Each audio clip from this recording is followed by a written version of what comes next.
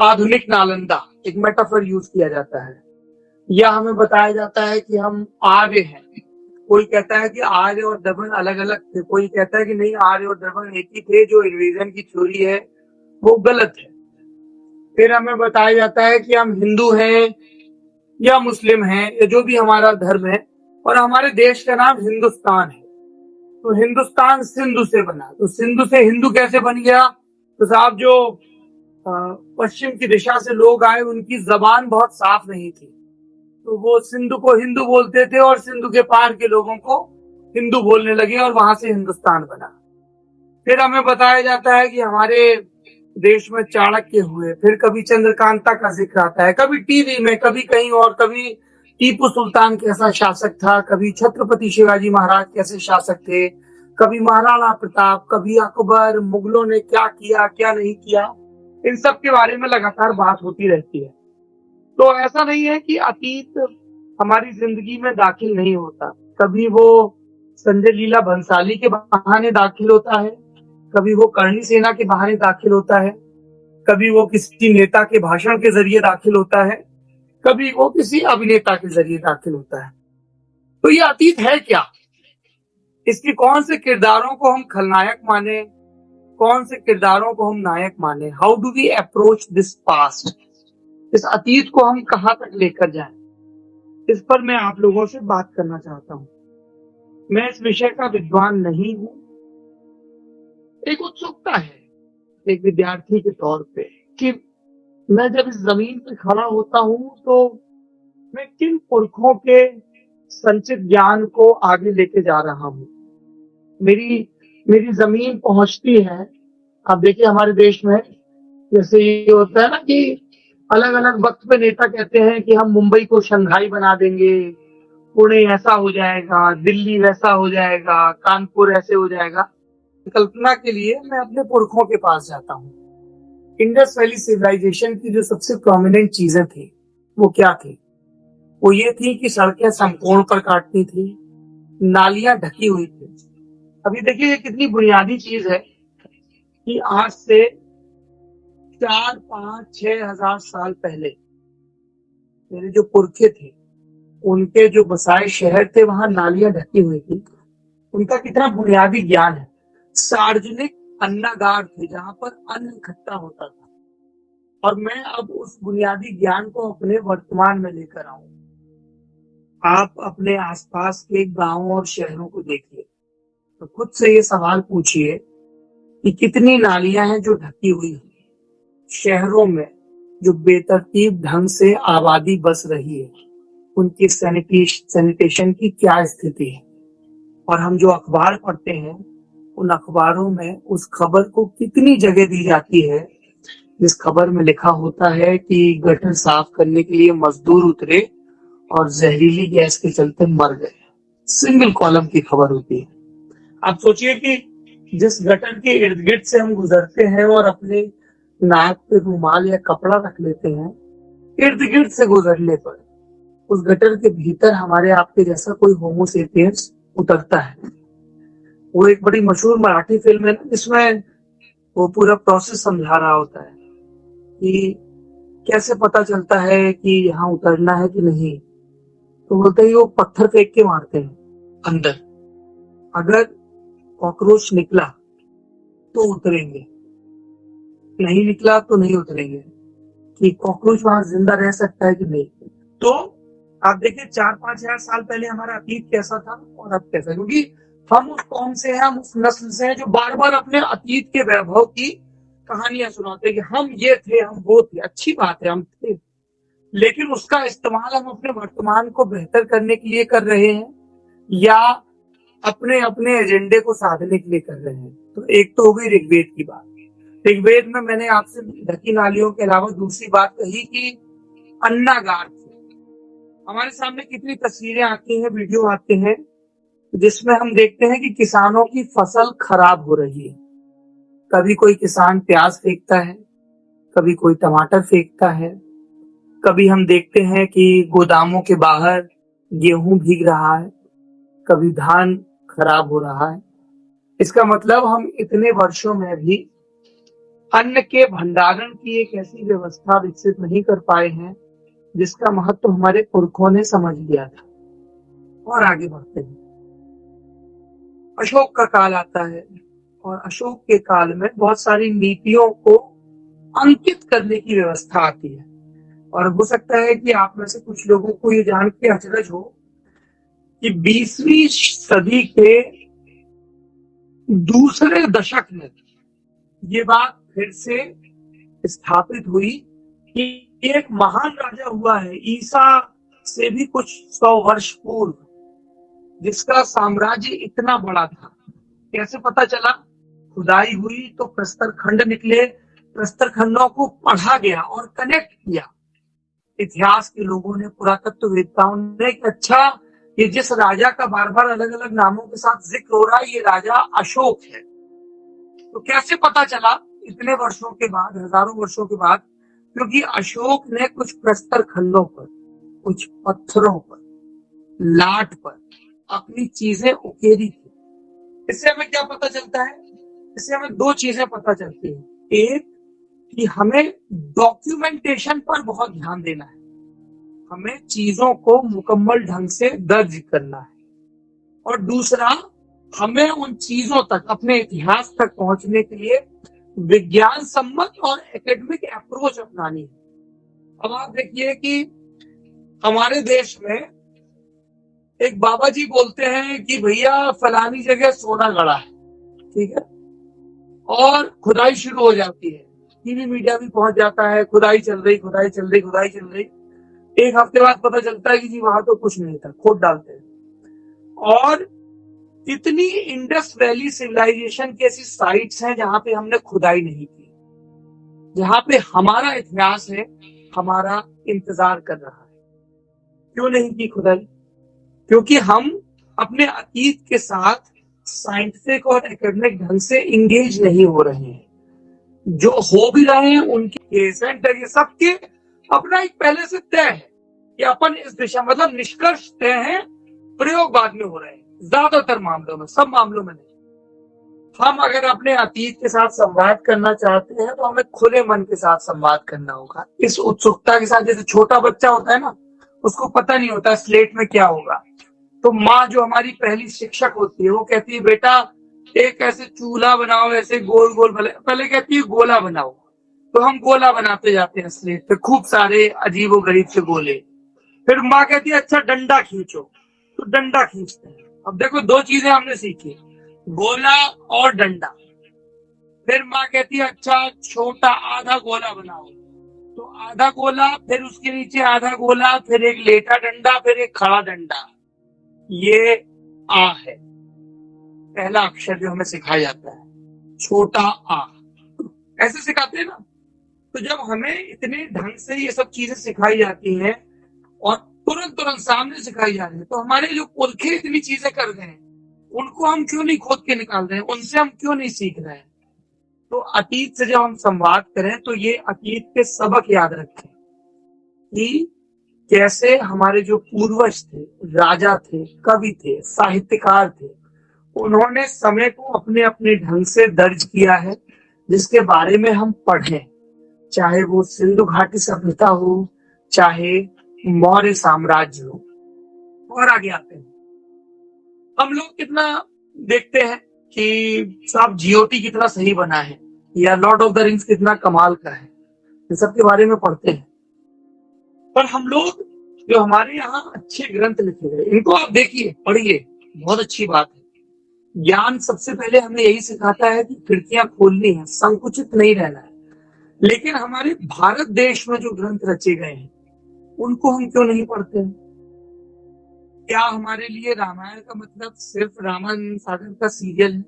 ये नहीं कह रहा हूँ वो सीरियल गलत है, वो भी एक तरीका है। पर क्या हमारे मन में उत्सुकता हुई कि यार मैं हिंदी में, अंग्रेजी में, मराठी में, तमिल में, तेलुगु में, बंगाली में पढ़ूं कि वाल्मीकि की रामायण में लिखा क्या है, राम जी कैसे थे, क्या बताया गया उनके बारे में, सीता के बारे में क्या बताया गया, रावण के बारे में क्या बताया गया। कभी हमारी उत्सुकता होती है कि हम पढ़ें कि महाभारत में क्या लिखा गया है। कभी हमारे मन में उत्सुकता होती है कि हम पढ़ें कि उपनिषद इतना सुनते रहते हैं कि इनमें लिखा क्या है। क्यों मेरा एक 4000 5000 साल पुराना पुरखा लिख गया ईशा आवाज विदम सर्वम यत किंचाम जगत्याम जगत, क्यों लिख गया? तेन त्यक्तेन भुंजीता, वो क्यों कह रहा है कि कुछ भी कंज्यूम करो भोग की भावना के साथ करो, कल को नहीं रहेगा। तेरा मर्सिडीज चलाओ, लेकिन एहसास रहे कि कल को पैदल भी चलना पड़े तो खुश खुश चलेंगे, सल्क नहीं करते रहेंगे कि यार मर्सिडीज नहीं है। ये हमारे पुरखे लिख गए हैं, लेकिन हम पढ़ते नहीं। हम कालिदास को पढ़ते नहीं, हम भवभूति को नहीं पढ़ते हैं, हम बाणभट्ट को नहीं पढ़ते हैं, हम दंडी को नहीं पढ़ते हैं। ये बहुत महान महान लोग हैं, हम नहीं पढ़ते हैं। और फिर क्या करते हैं, हम बिना पढ़े सोशल मीडिया की या बाकी सारे उनके डिस्कोर्सेस में कूद पड़ते हैं। अगर आप ये कहना चाहते हैं मेरा भारत महान, अगर आप ये कहना चाहते हैं कि मेरे भारत की सभ्यता महान, कहिए, लेकिन कहने से पहले अपने हिस्से की मेहनत तो करिए। ये जो इतने बड़े बड़े ग्रंथ पाली में, प्राकृत में, फारसी में, अरबी में, संस्कृत में, अवधी में, ब्रज में लिखे गए हैं, हम इनको क्यों नहीं पढ़ते? हम किसी भगवान के नाम पर, किसी ईश्वर के, अल्लाह के नाम पर मुट्ठियां बेच लेते हैं। हमने पढ़ा है? नहीं पढ़ा। हमें किसी ने बता दिया, हमने मान लिया। जबकि हम तो युवा है ना, युवाओं के अंदर ये होता है कि ऐसा जोश कि जहां लात मारते वहां से पानी निकल आएगा। बुलबुलाते रहते हैं, हमारे सवाल होते हैं। ये हमारे पिताजी ने कहा कि बेटा बाल ऐसे ना कटवाओ, तो हम बागी हो जाते हैं, क्यों ना कटवाएं, माई लाइफ माई रूल्स, है ना। और उसका जो भी स्लैंग चलता है, जिसमें आप माए को माँ बोलते हैं, वो हा का उच्चारण आ जाता है।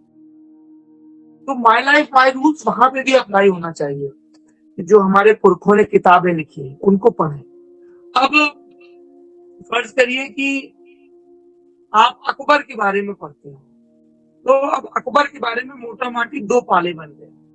कुछ लोग कहते हैं साहब अकबर बहुत महान राजा था, कुछ लोग कहते हैं कि अकबर बहुत घटिया था। हम लोग क्या करते हैं, हम लोग बिना दोनों को पढ़े एक राय के पाले में खड़े हो जाते हैं। हो सकता है हमारे ज्ञान का आधार कोई फेसबुक या कोई प्रोपेगेंडा वेबसाइट हो। क्या हम अपने हिस्से की वो मेहनत करेंगे जिसमें हम अकबर के बारे में जो भी ज्यादा चीजें लिखी गई उनको पढ़ें और फिर अपनी राय बनाएं? अशोक के बारे में, हर्षवर्धन के बारे में, चोर राजाओं के बारे में। और जब हम इस तरह से पढ़ेंगे विस्तार से, अध्ययन पे मेरा बड़ा जोर रहता है, तब दो तीन चीजें होती हैं। एक तो जितना ज्यादा आप पढ़ने लगते हो उतना ज्यादा आपके दिमाग में, जो हम लोग के दिमाग में होता है ना, 4 किताबें पढ़ के अपन तो फन्ने खा हैं, अपन तो डूड हो गए हैं। ऐसे होता है ना, कुछ लड़के पार्टी में आते बोले यार इसका तो भोकाल एकदम फंडू लड़का है, तो टाइट है एकदम, 4 रेफरेंसेस गिराए, you know buddy, I was reading this theory and Gramsci said this and Nietzsche said this and there's this very famous Latin poet, he said this। ऐसे 10-12 रेफरेंस गिरा के बोलते हैं यार डूड तो बड़ा कूल है, एकदम चौड़े में आ जाते हैं। क्या हमने अध्ययन किया? क्योंकि जितना ज्यादा हम अध्ययन करते हैं उतना ज्यादा हम विनम्रता से भरते जाते हैं, क्योंकि वो अध्ययन ना हमें लगातार ये बोलता है कि ये एक सत्य है जिस तक तुम पहुंचे हो, ये पहला सत्य नहीं है, ये आखिरी सत्य नहीं है। तो सत्य के साथ साथ थोड़ा सा संशय चलता रहता है कि अभी कुछ और है जो मेरा जानना बाकी है। तो इससे क्या होता है, आपके अंदर अहंकार नहीं आता, आप अड़ते नहीं कि बस यही है जो मैंने बोल दिया, मेरे गुरु ने बोल दिया, मेरे धर्म ने बोल दिया, मेरे नेता ने बोल दिया, मेरी किताब ने बोल दिया, ये आखिरी सत्य है। जितनी दफा हम ये बोलते हैं ना कि बस यही आखिरी सत्य है, उतनी दफा प्रकृति हम पर मुस्कुराती है, क्योंकि प्रकृति अमीबा को आखिरी सत्य मानकर नहीं रुक गई, वो लगातार विकसित होती रही। अमीबा से बहुकोषीय जीवों पर आए, रेप्टाइल्स बने, मैमल्स बने और फिर हम आए। ठीक है, तो प्रकृति ने तो नहीं कहा कि ये आखिरी, अब बस। वो लगातार काम कर रही है, लगातार कुछ पुरानी स्पीशीज गायब हो रही, कुछ नहीं आ रही। प्रकृति की पैदावार हम है, तो हम प्रकृति से ये चीज सीखें, अपने अतीत से ये चीज सीखें। आप सोचिए कि आज से 400-500 बरस पहले किसी गुरुकुल में, किसी मदरसे में, किसी पाठशाला में ये कहा जाता कि बच्चों वो एक गुरुजी हैं, वो 1 घंटे के लिए तुमको पढ़ाने आएंगे, लेकिन वो तुमसे बहुत दूर होंगे। तुम अपने घर में होगे, वो अपने घर में होंगे। तुम्हारे सामने एक मायावी द्वार खुलेगा जिससे वो प्रकट होंगे और बताएंगे, तो हम लोग हंसते हैं। लेकिन अगर हम इस वक्त जो चीज कर रहे हैं उसको हम कथा के कौतुक के ढंग से बताएं तो ये क्या है। मैं यहाँ नोएडा में अपने दफ्तर में बैठा हूँ, आप सब लोग अलग अलग शहरों में, हम संवाद कर रहे हैं। तो ये उदाहरण इसलिए ला रहा हूं क्योंकि जब आप अतीत से संवाद करें तो अतीत की सब बातों को हूबहू अपना न लें। संवाद का अर्थ होता है कि इस इच्छा से किया गया कम्युनिकेशन जिसमें हम कुछ सीखने की नियत से जाए। ठीक है, जैसे फर्ज करिए मैं अपनी दादी से बात कर रहा हूं। मेरी दादी ने कहा कि बेटा, अगर तुमको बहुत गर्मी लग रही है ना तो तुम तलुओं में नारियल के तेल की मालिश कर, ठीक है, तो उससे थोड़ा सा ठंडक मिलेगी। अब ये एक अच्छा ज्ञान है, मैंने करके देखा, मुझे ठीक लगा, मैंने अपना लिया। अब मान लो मेरी दादी कहती है कि बेटा शाम के वक्त झाड़ू नहीं लगानी चाहिए, या दिन में कहानी नहीं सुननी चाहिए, मामा रास्ता भूल जाता है। तो मैंने 2-4 बार कहानियां सुनी सुनाई, भूले भी होंगे तो जीपीएस काम आ गया होगा। तो दादी का एक ज्ञान मैंने लिया और एक ज्ञान को मैंने अपने हिसाब से एडजस्ट कर लिया। मैंने सोचा कि हो सकता है इस ज्ञान को दादी ने गढ़ा हो ताकि बच्चे दिन में भी, जो काम का वक्त होता है उनके, उसमें परेशान लगे, दादी अब भी कहानी सुनाओ। तो नहीं, दिन में नहीं सुनाएंगे, दिन में ऐसा हो जाता है, रात में सुनाएंगे क्योंकि रात में सब काम निपट जाते हैं। तो हो सकता है उनके पास ऐसी एक वजह रही है। उसी तरह से जब हम अपने अतीत को पढ़ें तब उन सब वजहों को ध्यान में रखें। किसी राजा ने, किसी नेता ने, किसी संत ने कोई बात कही तो उसका कंटेक्स्ट क्या था, उसकी डाइकोटमी क्या थी, उसका कंफ्लिक्ट क्या था। जैसे कबीर दास जी हमारे आपके एक पुरखे हुए हैं, कबीर दास जी को आप लोगों को जरूर पढ़ना चाहिए। अभी हाल में जैसे एक वेब सीरीज आई है पाताल लोक, बड़ा चर्चा है, उसमें कबीर दास जी के भजन है जो प्रहलाद सिंह टिपानिया ने गाए हैं।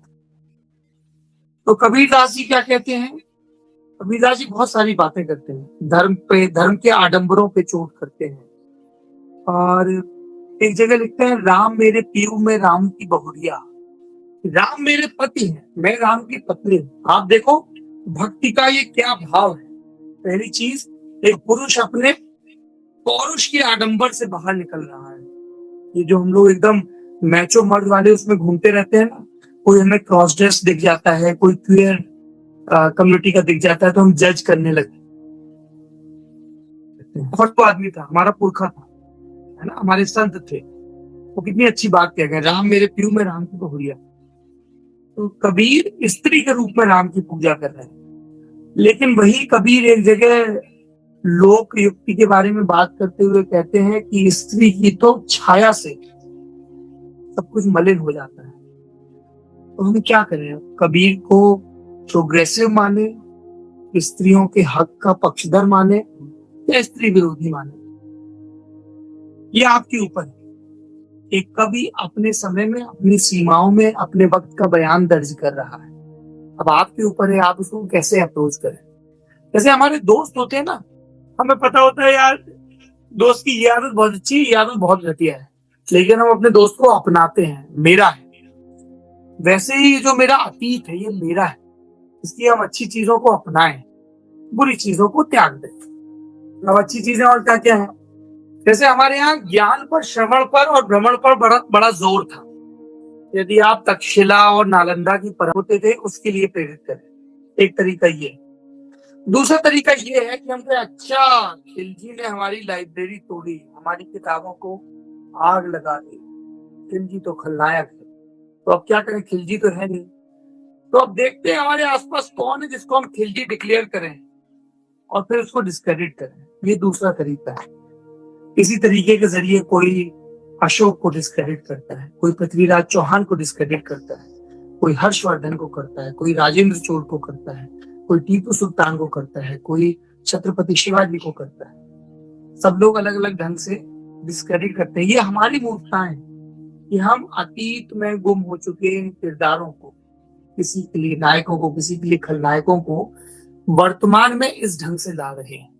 अरे लाना है तो इस चीज में लाए ना कि यार खिलजी की आग लगाने से पहले हमारे पास इतनी पांडुलिपियां थी। क्या आज की तारीख में मेरे देश में पांडुलिपियों के संरक्षण पे काम हो रहा है? क्या जो उपलब्ध पांडुलिपियां हैं उनको हमने डिजिटलाइज किया है? क्या हम इस चीज को एनकरेज कर रहे हैं? इस पे बात नहीं होती कि हम अपने वर्तमान को अतीत की अलग अलग घटनाओं और सबकों से कैसे संवारें। जो वर्तमान की जो गड़बड़ियां हैं उनको ढांपने के लिए इन चीजों पे बात करते हैं। कोई किसी एक को महान बताता रहेगा कि साहब जो कुछ हुआ बस वो नेहरू ने किया। कोई बताता रहेगा कि जो भी गड़बड़ की वो नेहरू ने किया। मुझे ऐसा लगता है सत्य इन दोनों के बीच कहीं है। नेहरू ने कुछ अच्छा किया होगा, कुछ बुरा किया होगा। कुछ लोगों को लगता है नरेंद्र मोदी बहुत बुरे हैं, कुछ लोगों को लगता है नरेंद्र मोदी बहुत अच्छे हैं। मुझे लगता है सत्य इन दोनों के बीच कहीं है। कई मामलों में नरेंद्र मोदी ने बहुत अच्छा काम किया है, कई मामलों में उनके काम की भरपूर आलोचना की जा सकती है। होता क्या है कि जब हम अपने ज्ञान को सीमित संकुचित कर लेते हैं तो पाले बांटते हैं, या तो मुझे बुरा देखना है या अच्छा देखना है, श्वेत श्याम में बांट लिया। जबकि जो ग्रे है, जो ज्यादातर एग्जिस्ट करता है, उसकी तरफ नहीं गए, क्योंकि वहां संशय है, वहां कौतूहल है, वहां आपको लगातार अपने आप को चैलेंज करना है। आप अपने अतीत को, जो भी मुझे सुन रहे हैं या भविष्य में सुने इस वीडियो के जरिए, खूब खुले मन से अप्रोच करिए, खूब पढ़िए। किसी को नायक मान बैठे हैं, किसी को खलनायक मान बैठे हैं, उनके बारे में खोज खोज कर पढ़िए। और उससे क्या होगा कि उससे, इसको हम लोग बहुत बुंदेली लहजे में कहते हैं ना, झक्का खुलेगा। जैसे हम लोगों को इतने सारे राजाओं के बारे में बताया जाता है। कश्मीर के एक बहुत कमाल के राजा हुए हैं, ललितादित्य पी, उनके बारे में नहीं बताया जाता। कश्मीर में एक और राजा हुए हैं जैनुलब्दीन, उनके बारे में नहीं बताया जाता। हमें कुछ कवियों के बारे में बहुत बताया जाता है ना, लेकिन ललदद्य करके कवित्री हुई, उनके बारे में नहीं बताया जाता। हमें ये सिखा दिया जाता है कंडीशनिंग, कभी मर्यादा के नाम पर, कभी इज्जत के नाम पर, कि लड़कियों को ये नहीं करना चाहिए, वो नहीं करना चाहिए। हमें ये क्यों नहीं बताया जाता कि जिन पुरखों के ज्ञान को लेकर हम आगे बढ़े हैं, वो पुरखे सिर्फ ऋषि नहीं थे, ऋषिकाएं भी थी। ऋग्वेद में घोषा और अपाला की ऋचाएं भी हैं। क्यों हम इनके बारे में बात नहीं करते? जितना ज्यादा आप अपने अतीत से संवाद करेंगे, उतने ज्यादा आपको अपने वर्तमान को एनरिच करने के लिए नए नए रेफरेंसेस मिलेंगे। इसलिए अतीत की तरफ जाइए, लेकिन मेहनत के इरादे से जाइए। उस इरादे से मत जाइए कि वहां पे तो एक बर्गर तैयार है, अपन जाएंगे, ऑर्डर प्लेस करेंगे, आ जाएगा। वैसे नहीं जाना होता है अतीत की तरफ। अतीत की तरफ ऐसे जाना होता है जैसे एक फावड़ा, एक कुदाल, कुछ बीज और बहुत सारी उम्मीद लेके किसान अपनी जमीन की तरफ जाता है।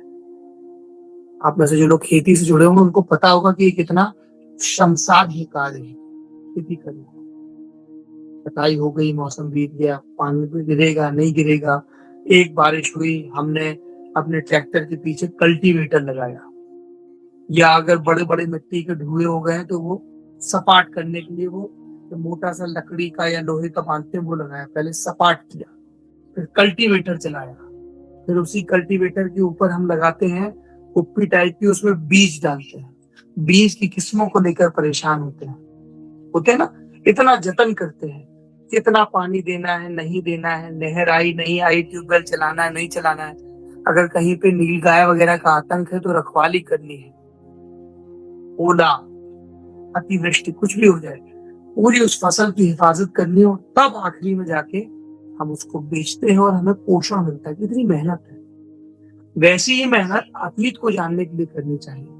कोई भी राय बनाने से पहले खूब पढ़िए, क्योंकि उसका कोई विकल्प नहीं है, और कोशिश करिए कि जितना प्रामाणिक स्रोतों के साथ पढ़ सकते हैं वो पढ़िए। इतनी अद्भुत अद्भुत चीजें हुई हैं भारत में, लेकिन उनपे किसी व्हाट्सएप फॉरवर्ड के जरिए गर्व मत करिए, क्योंकि फिर आप गर्व करने लगोगे कि यूनेस्को ने जनगण मन को बेस्ट नेशनल एंथम घोषित किया है, या आप मानने लगोगे कि फलाने जी को बेस्ट नेता घोषित किया है या ढिकाने जी को सबसे खराब नेता घोषित किया है। आप उसकी तह में नहीं जाएंगे। पढ़ना है तो पढ़िए कि जंगल मन को लेकर विवाद क्या है। रविन्द्रनाथ टैगोर ने जब ये रचा था तो इसकी भूमिका क्या थी। वंदे मातरम, पता नहीं, मुझे नहीं समझ में आता। कई लोगों को वंदे मातरम पे ऐतराज होता है। उन लोगों ने वंदे मातरम का इतिहास नहीं पढ़ा। जब आनंद मठ में ये आता है तो किस संदर्भ में आता है। वंदे मातरम वो गाना है जो जब अंग्रेजों ने हिंदुओं और मुसलमानों का विभाजन करने के लिए बंगाल का विभाजन किया, बंग भंग किया, तो बंग भंग के खिलाफ जब देश के लोग सड़कों पर उतरे तो उनके संकल्प का जो गान था वो वंदे मातरम था। कितनी सुंदर पंक्तियां हैं इसकी। आप पढ़िए। आप फिर जब पढ़ेंगे तो आपको पता चलेगा, अच्छा आनंद मठ की पॉलिटिक्स ये है, बंकिम चंद्र चटर्जी की पॉलिटिक्स ये, फिर आप उस पर बात करेंगे। लेकिन बिना पढ़े ही कुछ लोगों ने वंदे मातरम का विरोध कर दिया, कुछ लोगों ने जंगल मन को बता दिया कि साहब फलाने की स्तुति में रचा गया था। ऐसे ही कई लोगों को एतराज होता है कि साहब हम फलाना श्लोक नहीं पढ़ेंगे। कई लोगों को एतराज होता है कि अरे साहब वो इस जगह गए तो वो लोग अल्लाहू अकबर कह रहे थे। अब बताइए साहब कितनी गड़बड़। अरे अल्लाहू अकबर में क्या दिक्कत है। कोई कह रहा है ईश्वर महान है, अच्छी बात है भैया, महान है, पर वो महान ईश्वर, उसका नाम ईश्वर है, अल्लाह है, गॉड है, वाहेगुरु है, वो सिखा क्या रहा है। क्या वो मुझे वो करुणा सिखा रहा है जो मेरे एक और बुजुर्ग गौतम बुद्ध मुझे बता गए। क्या हमने पढ़ा है गौतम बुद्ध को। क्या गौतम बुद्ध हमारे लिए बुद्ध जयंती, बुद्ध की कुछ मूर्तियां इतना भर है। कितना संवाद किया हमने बुद्ध के दर्शन से, कितना संवाद किया हमने महावीर स्वामी के दर्शन से। चाणक्य की नीति के नाम पे कुछ भी उठा के छाप दिया जाता है। गालिब के नाम पे घटिया से घटिया शेर छेप दिया जाता है। कभी हमें वही सोचता है यार, पढ़े जरा गालिब को, पढ़े जरा कालिदास को। कालिदास क्या लिख गए हैं मेघ की तारीफ में। पढ़े जरा बाणभट्ट को, पढ़े अमीर खुसरो को, पढ़े कबीर को, सूर को, तुलसी को, पढ़े घनानंद को, पढ़े बिहारी को, पढ़े भारतेंदु को, सर सैयद अहमद खां को, अल्लामा इकबाल को, गांधी को। इनको जब आप पढ़ेंगे, सावरकर को पढ़ें, तब आपके मन के संशय दूर होंगे। तब आप अपनी राय को लेकर रिजिड नहीं होंगे। तब आपके अंदर उत्सुकता रहेगी। आप किसी को फटाक से खारिज नहीं करेंगे। तब आप एक बेहतर इंसान बन जाएंगे। और हमारे पुरख के ये सारे जतन इसीलिए कर गए कि हम लगातार बेहतर इंसान बने। और एक आखिरी चीज, उसके बाद सवाल जवाब शुरू करेंगे। मुझे नहीं पता कितना वक्त हो गया, आधा घंटा से बोल रहा हूँ जी।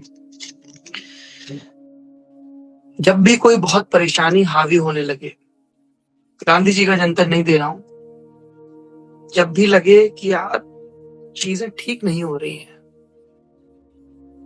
मन घबरा रहा है, जितनी बड़ी महत्वाकांक्षाएं पाल रखी थी वो पूरी नहीं हो रही, प्यार नहीं मिल रहा, पैसा नहीं मिल रहा, सुख नहीं मिल रहा, सुकून नहीं मिल रहा, तो अपने पुरखों के भी पुरखों के भी पुरखों को याद करो। और मैं सिर्फ इंसानों की बात नहीं कर रहा हूं। इस पूरे खेले की जहां से शुरुआत हुई, उस धरती को याद करो, उसकी उम्र को याद करो। धरती की उम्र याद करोगे तो जो संताप है ना, वो थोड़ा सा कम हो जाएगा। एक पेल ब्लू डॉट थ्योरी है। अगर पूरे यूनिवर्स में धरती को अवस्थित वहीं पे लोकेट किया जाए तो कितना छोटा सा एक टाइनी पेल ब्लू डॉट होता है। और फिर उस धरती की उम्र, तो हमारा दुख इतना बड़ा नहीं है कि हमारे हौसले उससे हार जाएं, बशर्ते मेहनत ईमानदारी से हो। मेरी बड़ी चिंता होती है या तो हम अतीत के नाम पर सिर्फ गौरवगान करने लगते हैं, और उसमें क्या होता है कि हम अतीत की गलतियों को भी जस्टिफाई करने लगते हैं, या फिर हम अतीत को सिरे से खारिज कर देते हैं। मतलब हमको बालूशाही नहीं खानी है, हमको डोनट खाना है। मैं ये नहीं कह रहा हूँ कि डोनट बुरी चीज है, लेकिन हमारे यहाँ के होशियार हलवाई इतनी अच्छी अच्छी मिठाइयां बना के उनको भी खाइए। स्व को खारिज नहीं करना है और सिर्फ स्व सर्वोत्तम है ये भी नहीं मानना है। यही मैं आप लोगों को बताना चाहता था कि अतीत के साथ खुले मन के साथ संवाद करिए। नायक और खलनायक चुनने की जल्दबाजी मत करिए। मसीहाओं का इंतजार मत करिए। हमको और आपको थोड़े थोड़े बेबी स्टेप्स चल के चलाकर ही इस प्लेनेट को, इस देश को और अपने आसपास को बेहतर बनाना है। और ये बड़ा सिंपल है, ये बहुत मुश्किल काम नहीं है। इसीलिए मैं बहुत उम्मीद से भरा रहता हूँ। लोग कहते हैं कि सोशल मीडिया पर इतनी पालेबाजी हो गई, इतनी हेट्रेड है, इतनी फेक न्यूज है, ऐसा है वैसा है, क्या करें। इन सब के बीच भी बहुत सारी उम्मीदें हैं। आज भी जब कोई बच्चा अपने पिता से, माता से, बहन से खुरपी लेके किसी गमले में एक बीज रोपता है ना, तो सिर्फ एक पौधे का बीज नहीं होता है, वो इंसानियत के लिए एक उम्मीद होती है कि इंसान ये भूला नहीं है कि धरती के भीतर वो एक बीज दफन करेगा और उसको कुछ ऊष्मा मिलेगी, कुछ नमी मिलेगी, थोड़ी सी केयर मिलेगी और वो एक अकुए के रूप में फूटेगा। वो एक फसल बनेगा, एक फूल बनेगा, एक फल बनेगा। इसलिए जीवन में कुछ छोटी छोटी चीजें हैं जिनका हम ख्याल रखें। एक तो पौधों से जुड़ी हुई है, गमलों में उगाएं, जमीन पर उगाएं, पौधे जरूर उगाएं और सिर्फ उगाने तक सीमित ना रहें। इन पौधों, इन पहाड़ों, इन नदियों, इन पठारों, इन समंदरों के पास जाएं। आप लोगों में से अगर कभी कोई हिमालय में गया, कितने बड़े पहाड़ हैं, कितने बरसों से खड़े हैं, उनके सामने जब हम खड़े होते हैं तो अगर हम विनम्र महसूस ना करें तो क्या महसूस करें।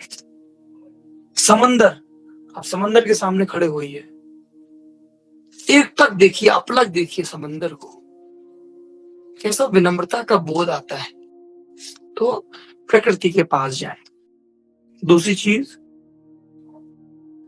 क्या हम सिर्फ लोगों की आलोचना कर रहे हैं? नरेंद्र मोदी ऐसे, उद्धव ठाकरे ऐसे, अरविंद केजरीवाल वैसे, शिवराज सिंह चौहान वैसे, योगी ऐसे, नीतीश। क्या हम सिर्फ आलोचना कर रहे हैं एक नागरिक के तौर पर? हम क्या कर रहे हैं? हमारा कंट्रीब्यूशन क्या है? Do we ask this? क्या हमारा कंट्रीब्यूशन एक ट्वीट को रिट्वीट करना है? क्या हमारा कंट्रीब्यूशन किसी पे कमेंट करना है या उससे ज्यादा है? क्या हम अपनी आय का एक बहुत छोटा सा हिस्सा एक गरीब लड़की की पढ़ाई पे खर्च कर सकते हैं क्या? पढ़ाई पे बोल रहा हूँ इसीलिए क्योंकि वो सबसे बड़ी उद्धारक होती है। क्या हम अपनी आय का एक छोटा सा हिस्सा किसी को आर्थिक रूप से सक्षम बनाने में कर सकते हैं? चैरिटी नहीं मांग रहा हूं आपसे, ये आपके सेटिस्फेक्शन के लिए है। किसी का उद्धार होगा तो होगा, यू विल फील गुड कि मेरे पास संसाधन है।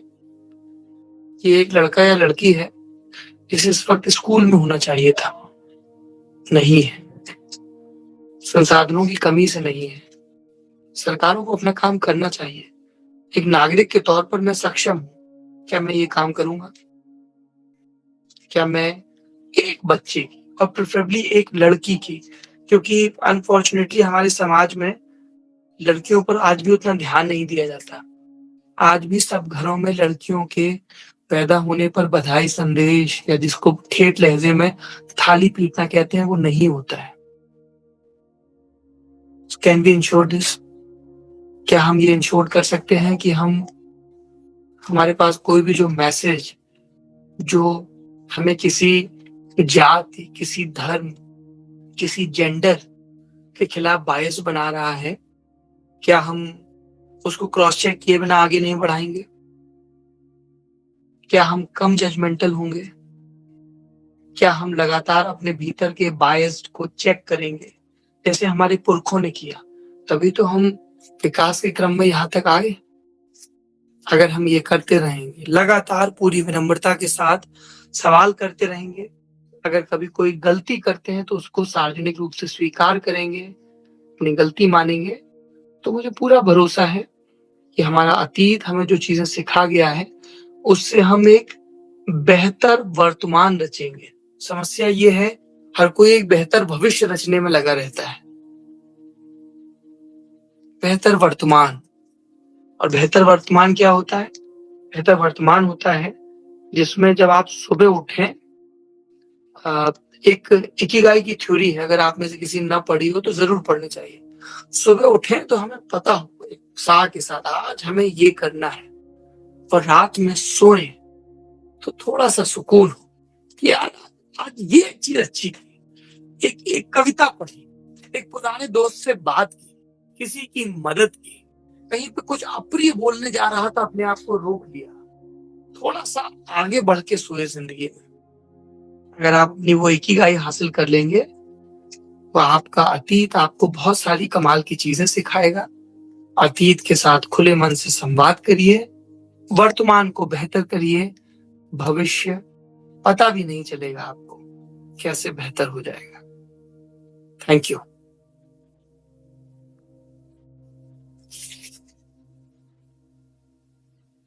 सवाल पूछ तक नहीं खाया जाता, ठीक है, लेकिन इसका ठीक उलट भी है कि आप एकेडमिक कोच है, कोई उसको गलत ढंग से पेश कर रहा है तो उसकी काट आप कैसे करोगे? एकेडमिक ढंग से करोगे ना, आप अपने हिस्से के रेफरेंसेस लेके आओगे, अपने हिस्से की तर्क पद्धति लेकर आओगे। किसी भी, देखो मेरा ये कहना है कि अगर कोई बात कर रहा है, फर्ज करिए मैं और आप बात कर रहे हैं, ठीक है, आप मेरी बातों से सहमत नहीं है, तो आप मेरी बातों की काट कैसे करेंगे? मेरा स्तर तोड़कर करेंगे, या मेरी बातों को आप तथ्यपूर्ण ढंग से, तार्किक ढंग से काट के करेंगे? मेरा ये कहना है कि जो एकेडमिक डिस्कोर्स है या जो वाचिक डिस्कोर्स है, उनको उसी ढंग से काउंटर किया। जैसे कोई कहे कि साहब भारत तो एक महान देश नहीं था, तो हम क्या करेंगे? तो ऐसे कैसे बोल दिया, मैं तेरा मुंह तोड़? नहीं, हम बताएंगे कि ठीक है भाई साहब, आपकी ये राय हो सकती है, लेकिन मुझे लगता है कि भारत एक महान देश था, और इन वजहों से लगता है कि हमारे यहाँ ये था, वो था, ऐसा था, वैसा था। फिर कुछ कमियां आई, वो हम वो भी स्वीकारेंगे, जैसे जाति व्यवस्था की कमी है ना। तो जब भी आपको किसी का वेस्टेड इंटरेस्ट लगे, तो उसको हमेशा जिस ढंग से बात पेश की जा रही है, क्या होता है, देखो जब भीड़ हिंसक होती है तब पुलिस लाठीचार्ज करती है, और इसको कतई गलत नहीं माना जाता।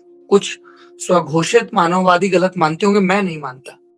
अगर कोई भीड़ किसी भी मकसद से सार्वजनिक संपत्ति का नुकसान पहुंचा रही है, तो उनको ऐसी सजा मिलनी चाहिए कि वो नजीर बन जाए। क्यों? क्योंकि वो सार्वजनिक संपत्ति हमारी और आपकी है। किसी भी गुस्साई भीड़ को किसी भी वजह से उसके नुकसान का हक नहीं है, ये देशद्रोह है, ठीक है ना। तो जब कोई गुंडाई करे, बल प्रयोग करे, तब बल से जवाब दिया जाता है। शठे शाठ्यम समाचरेत, ये कहा गया हमारे शास्त्रों में।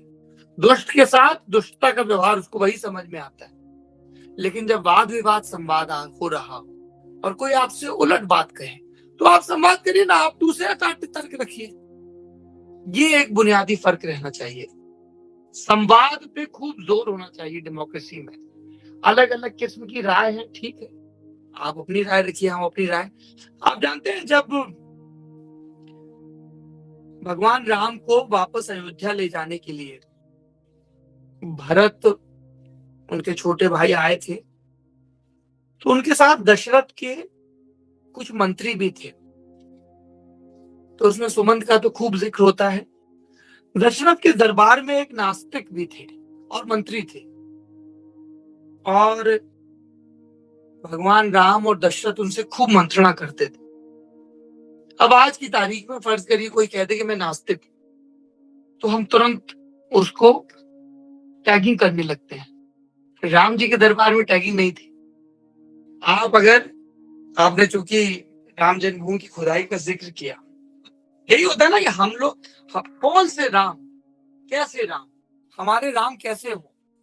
राम जी पूरी जिंदगी वंचितों के लिए लड़ते रहे, राम जी वन में गए, ऋषियों को समस्याएं थी राक्षसों से, ऋषियों के लिए लड़े। राम जी नाव में बैठे, मुद्रिका दी केवट को।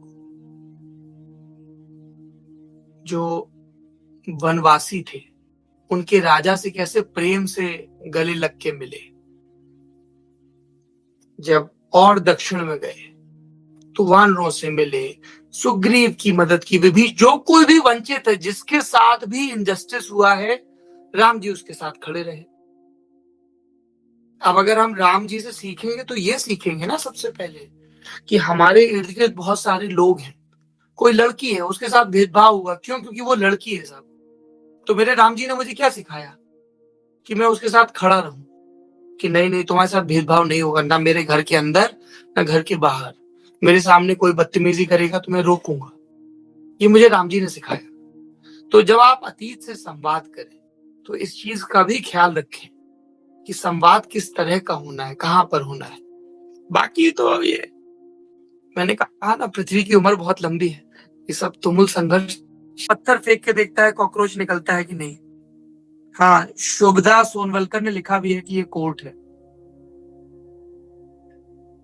और coming down the ages, the information was misplaced and it was destroyed, so we don't have many sources to cope up with it. So what is the way forward or direction forward? ये विपुल सिंह का सवाल है। बढ़िया सवाल है विपुल। मेरी चिंता ये है कि जो चीजें उपलब्ध हैं हम उनको भी उनको डॉक्यूमेंट नहीं कर रहे हैं, डिजिटलाइज नहीं कर रहे हैं, सबके लिए उपलब्ध नहीं कर रहे हैं। और इस चीज पे हम बड़ा जोर नहीं दे रहे हैं अपनी यूनिवर्सिटीज में कि भाई ये 400 साल पहले ये लिखा गया, 600 साल पहले ये लिखा गया, 2000 साल पहले ये लिखा गया, तो इसको पढ़ा जाए। आप देखिए हमारे मुल्क में रिसर्च को लेकर, मैन्यूस्क्रिप्ट को लेकर बहुत तेजी तत्परता के साथ काम नहीं हो रहा है। और इसीलिए मैंने कहा, आप देखो दिल्ली में 800 साल 900 साल पुरानी इमारतें हैं जिनमें लोग कपड़े सुखा रहे हैं, अपने गधे और खच्चर पाल रहे हैं। ये तो हमारा हाल है। मैं पिछले दिनों एक रोड ट्रिप पे गया था, तो ग्वालियर के पास जिले पड़ते हैं भिंड और मुरैना। वहां पर मुझे दो बड़ी अद्भुत चीजें दिखी। एक, मुझे लगभग 1100-1200 साल पुराना मंदिर दिखा जिसका स्थापत्य इतना अद्भुत है कि जो हमारे देश की पार्लियामेंट है ना, उसकी डिजाइन वहां से ली गई। और उस मंदिर को कितने लोग जानते हैं, कितने लोग वहां पर जाते हैं। तो बहुत सारी चीजें हैं जिनके लिए सरकारी और समाज के स्तर पर प्रयास की जरूरत है। जो डिस्ट्रॉय हो गया उसको तो आप वापस नहीं ला सकते, और जो है उसको तो हम बचाएं ना। मैं विदेश जाता हूँ तो अरे साहब ये बड़ी हिस्टोरिकल वैल्यू की बिल्डिंग है। हम कहा अच्छा जी, हाँ सर, यहाँ 250 साल पहले फलाने रहते थे, और उसका टिकट लगा, लोग देख रहे हैं, बड़े अच्छे से रखा हुआ है। हमारे यहाँ 2000 साल पुरानी इमारतों की ऐसी कर रखी है हमने। वहां पे हम लिख के आते हैं, रिंकू लव्स रिंकी। अरे कमबख्त, तुझे लव करना है तो इसी दीवार पे करना है अपने पुरखों की। ईलू बना आते हैं, नंबर लिखाते हैं गधे। तो ये एक समाज के स्तर पर जब हमारे अंदर अपने अतीत, अपनी विरासत को लेकर एक जागरूकता आएगी ना, तभी वो सरकारों पर प्रेशर बनता है। जैसे मान लीजिए किसी सरकार को, नेता को पता चले कि यार लोग मुझे वोट देंगे अगर मैं हर घर में पोषक आहार भिजवाऊं। फिर उसे 5 साल बाद पता चले कि अब वो लोग मुझे तभी वोट देंगे जब अस्पताल में अच्छे कर दूंगा। अगर मैं अस्पताल अच्छे नहीं करूंगा तो मैं कुछ भी बोलूं, कोई भी प्रलोभन दूं इनको, ये लोग मुझे वोट नहीं देंगे। उसको देंगे जो कहेगा मैं अस्पताल अच्छे कर दूंगा।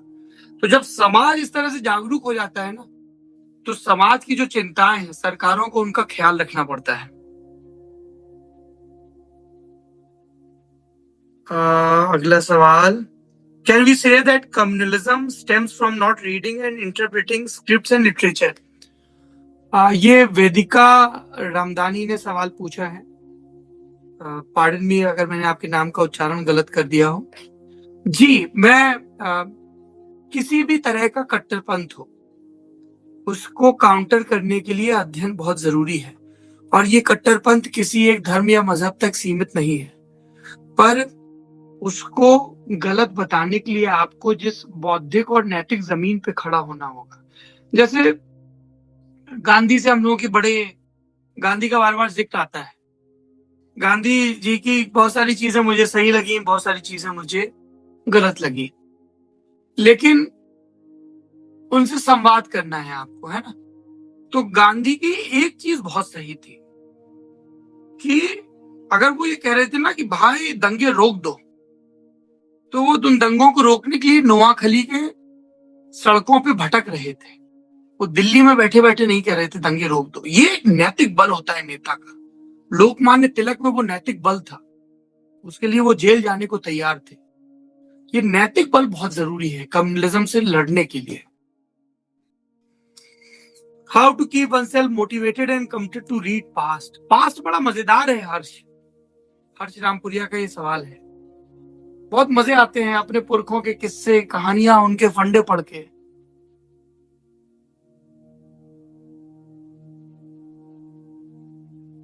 शुभम शुक्ला कह रहे हैं हमें भी यही बोलती थी मम्मी, छोटा चूल्हा बड़ा चूल्हा। सर यूथ लोग, कुमार गौरव कह रहे हैं कच्चे बांस की तरह होते हैं, उस कच्ची मिट्टी की तरह होते हैं, ये डिपेंड करता है कि उन्हें फंसाने। जी बिल्कुल, इसीलिए मुझे लगता है जो एक चाणक्य सीरियल का बड़ा मशहूर डायलॉग है कि शिक्षक एक हाथ में सृजन और एक हाथ में प्रलय लेकर घूमता है। जब तक हम अपने देश का एजुकेशन सिस्टम बेटर नहीं करें, अभी क्या होता है, रट्टा डर डर के पढ़ते हैं, नंबरों के लिए पढ़ते हैं। कौन पूछता है यार, किसी ने हमसे नहीं पूछा ललन टॉप का। मैं जब मैंने शुरू किया कि अच्छा तुम बोल रहे हो हमको ललन टॉप देखो, बताओ तुम्हारे हाई स्कूल में कितने नंबर आए थे, बताओ 11th में कितने आए थे, है ना। तो अपन लोग मजे के लिए नहीं पढ़ते हैं, ज्ञान के लिए, कुछ सीखेंगे। मतलब वो 3 इडियट्स जैसा साउंड कर रहा होगा, लेकिन वही सत्य है कि थोड़ा सा सरस बनाना है ज्ञान को। पौराणिक कथाओं के अंतर्गत कहा जाता है बीती बातों को बिसारिए तो भूत को भविष्य में कैसे देखा जाए। ये अमर का सवाल है। देखो, भूलना ना एक ब्लेसिंग है। जैसे मैं तुम लोगों से पूछूं कि अच्छा मुझे बताओ कि 10th जो हम पहला बोर्ड होता है हमारा 10th का एग्जाम, 10th में तुम लोग कहाँ थे, तो आपकी कुछ मेमोरीज होंगे। अच्छा 10th में एक बार ये हुआ था, प्रैक्टिकल में ये गड़बड़ हुई थी, ऐसे टेस्ट ट्यूब टूट गई थी, ऐसे हम साइकिल से गिर गए थे, इस लड़की से झगड़ा हुआ, उस लड़की से झगड़ा हुआ, फिर पहला बोर्ड एग्जाम यहाँ था, सेंटर यहाँ पड़ा, इतने नंबर आए, ऐसे मोटा माटी याद होगा। मैं कहूँ तुमसे कि 10th के जो 1 साल है उसके 365 दिनों के हर दिन के हर सेकंड का ब्यौरा दो, तुम नहीं दे पाओगे। बिकॉज यू आर ब्लेस्ड, तुम्हारा दिमाग ब्लेस्ड है, वो हर चीज को याद रखने का जतन नहीं करता है। तो हमारे जब पुरखे कहते हैं ना बिसारिए, मतलब जो फालतू की चीजें हैं उनको छोड़ते जाइए, जो काम की चीजें, सार सार को गह रहे थोता दे उड़ाए, वो तात्पर्य होता है बिसारने से, कि आप उसका बैगेज लेके ना घूमो। जैसे कोई लड़का मिल जाए, अरे तुमको पता है मेरे बाबा जी तो बहुत बड़े आदमी थे, उनके दरवाजे पे 10 हाथी थे। अच्छा अब बोले कुछ नहीं है, लेकिन बाबा जी का था। तो अगर आपको अपने वैभव की गाथाएं गाने का इतना शौक है तो अपने वर्तमान को समृद्ध करिए। वो अतीत बोझ की तरह नहीं होना चाहिए, झूठ की तरह नहीं होना चाहिए अतीत आपके साथ। रितिका कह रही है नमस्ते, in the past there were गुप्तचर who laid foundation for many triumphs and in present times too there are some secret agents for various territories. Sir, I would like to know your views on the topic of flow and restrictions on information as a significant process for success or winning or establishing power, both in past and present. Kindly highlight the commonality in both times. Ritika, जिस राज्य का सूचना तंत्र और गुप्तचर तंत्र दुरुस्त नहीं होता है, उस राज्य को मशक्कत ज्यादा करनी पड़ती है। आपने हम सब ने वो सुना है, उसको लेके हालांकि विवाद है कि वो शेपक प्रसंग है, बाद में जोड़ा गया, या मूल रामायण का हिस्सा था, जिसमें राम जी को पता चलता है कि उनके राज्य का एक व्यक्ति उनकी और सीता के लिए ऐसी बात कह रहा है। ये राजा का, ये शक्ति केंद्रों का दायित्व होता है, उनके नागरिक उनके बारे में क्या सोच रहे हैं और जो उनके संभावित दुश्मन है वो उनके बारे में क्या सोच रहे हैं, इनके बारे में समय से जानकारी रखना। आज की तारीख में हम लोग कहते हैं ना कि डेटा डेटा जिसके पास डेटा है वही सबसे बड़ा दाता है, अन्नदाता है ना। तो जो डेटा की ताकत है ये अब की नहीं है, पहले की भी है, इसलिए इसको बहुत मजबूत होना चाहिए।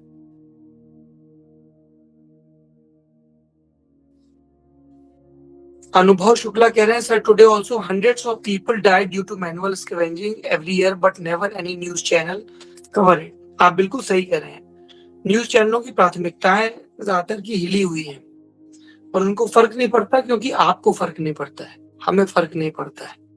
जिस दिन हमारे घर से 10 किलोमीटर, जैसे होता है ना कि एग्जाम्पल देता हूँ, फर्ज करो कि हम एक अपार्टमेंट में रहते हैं, उस अपार्टमेंट में 250 या 500 घर हैं और उस अपार्टमेंट की लाइट नहीं आ रही है, 2 दिन लगातार नहीं आ रही है, या उस अपार्टमेंट की सड़क खुदी हुई है, तो हम 1 दिन 2 दिन के बाद क्या करेंगे, सड़क पे प्रदर्शन करेंगे, करते हैं ना, ज्ञापन देते हैं, हैशटैग चलाते हैं, क्योंकि हमें फर्क पड़ता है। लेकिन जो मैनुअल स्कैवेंजिंग में लोग मरते हैं, उनके मरने से समाज को फर्क नहीं पड़ता है, इसलिए सरकारों को फर्क नहीं पड़ता है, न्यूज चैनलों को फर्क नहीं पड़ता है। इसीलिए शिक्षा का, संवेदनशीलता का बड़ा महत्व है। जिस दिन हमें और आपको फर्क पड़ने लगेगा ना, उस दिन इन सबको ध्यान देना पड़ेगा।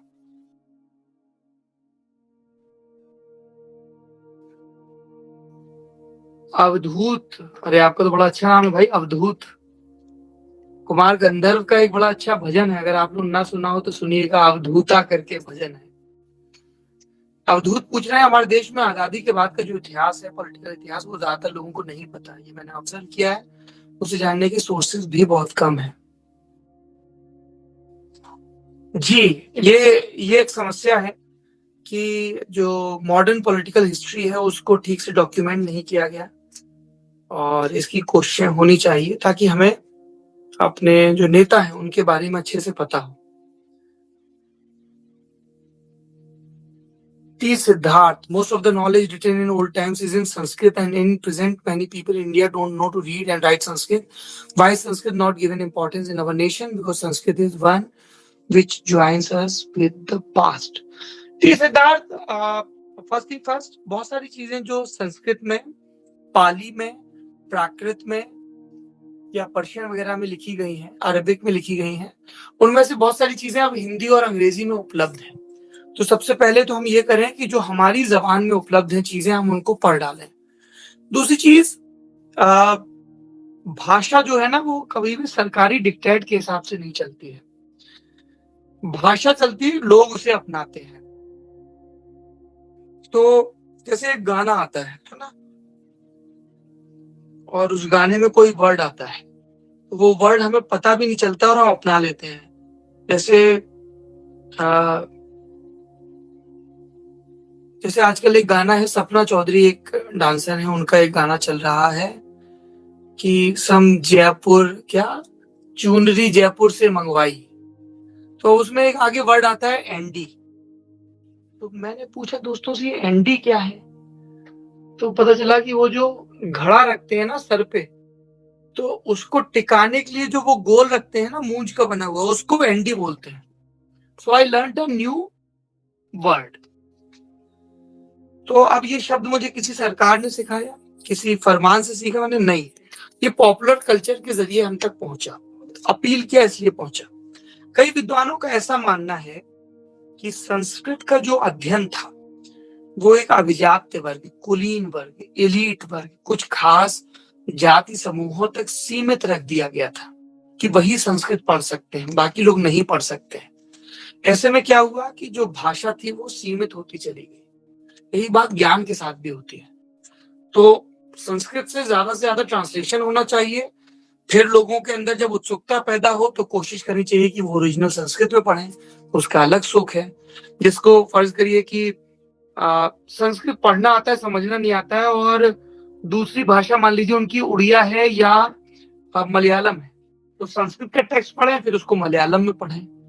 भाषा के सीखने का चाव रहना चाहिए खूब।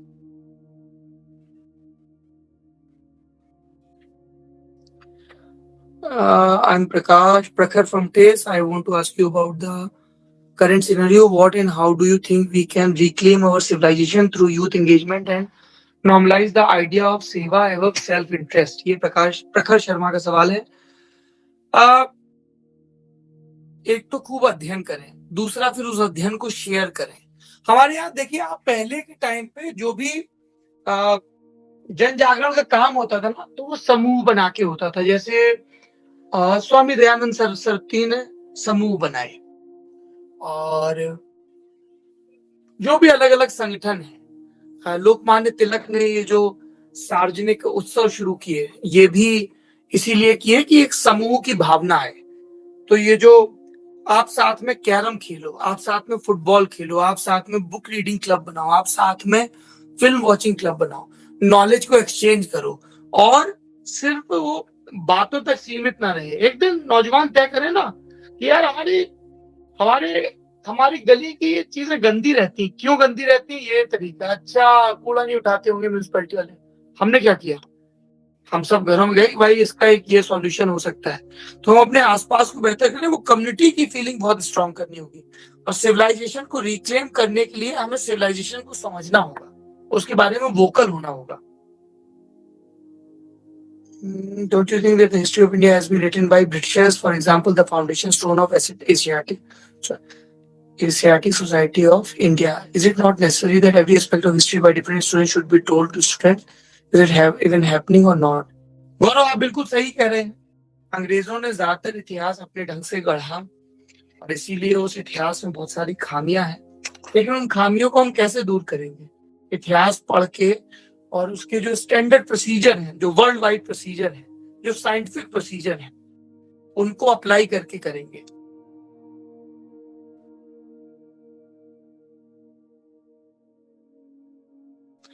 Aditi Jain कह रही है, Vande Mataram was made compulsory to be sung at school assemblies. How can we blame social media when the foundation is weak as the schools and parents aren't acting responsible? Yes, Aditi, I agree with you.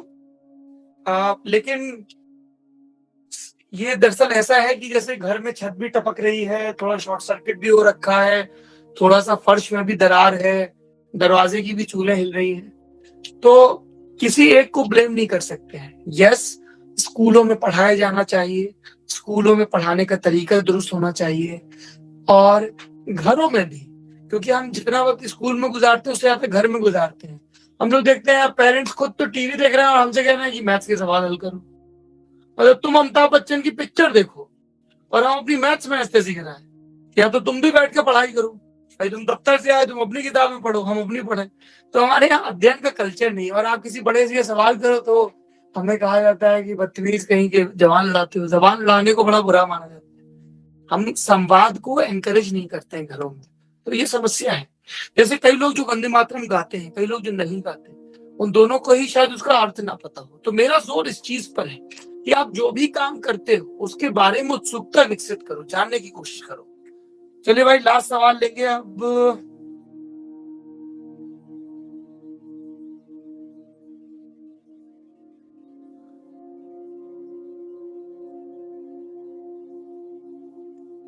पायल प्रकाश कह रही, संस्कृत के शिक्षकों में तेजी से गिरावट हो रही है, इसको बचाने के लिए क्या कर सकते हैं? आप संस्कृत पढ़िए, संस्कृत में दिलचस्पी रखिए, यू आस्क पब्लिशर्स, है ना, कुछ आप ऑनलाइन कैंपेन चलाइए कि भाई फलानी किताब है संस्कृत की, ये अवेलेबल नहीं है, हमें ये किताब अवेलेबल कराइए, इंग्लिश में, मराठी में, हिंदी में, बांग्ला में।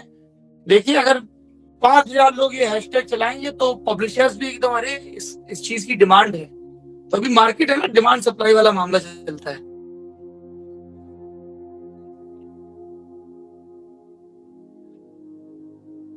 अंशुमान पारिक कह रहे हैं कि कैसे सोर्सेज से पढ़ें, ज्यादातर लिखाई पॉलिटिकली मोटिवेटेड होती है। बॉस, इसका कोई फिक्स फॉर्मूला नहीं है। ये बार बार हम जैसे वो स्विमिंग सीखते हैं ना, धीमे सिद्धस्त होते हैं, तो धीमे धीमे हमको समझ में आता है कि यहाँ पे इतना प्रोपेगेंडा, यहाँ पे इतना प्रोपेगेंडा, लेकिन उसके लिए लगातार आपको अलग अलग किस्म की चीजें पढ़नी पड़ेंगी। चलिए, थैंक यू वेरी मच, मुझे बहुत अच्छा लगा आप लोगों से बात करके। Thank you.